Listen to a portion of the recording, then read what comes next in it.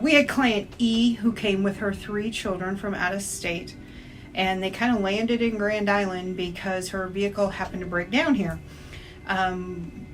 She had contacted law enforcement reached out to us, and we made that connection with her. 2 of her boys, her youngest 2, are deaf or hard of hearing, and so it was a challenge to work with them a little bit. She came into our shelter. We were able to get them hooked up with the schools, get the kids enrolled, help her find a job. She currently is living in her own home with her boys. They'll be starting school here in a little bit.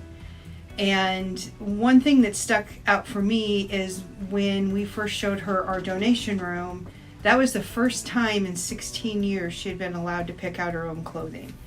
And she stood there crying. And it took a little while to get herself composed because she just had never been allowed to do that in 16 years because her abuser had always picked him out for her. She wrote a poem that kind of talks about her experience with the domestic violence that I'm going to share.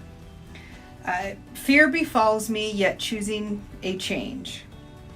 Fear fills this female when she sees you. Hurt, pain, and anxiety rise to the surface. Pain overflows when questions arise. You broke my heart. Deep down, we have been separated for ages. When illness struck, you lost your mind. That's when I lost my husband. Why? The near misses, the remarks that cut deep, rage towards me, nightmare, living nightmares. How could a man do such things?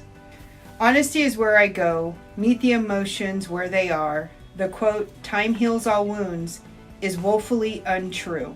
I digress. I disagree. God heals all wounds if we allow. This woman has endured. This lady has scars.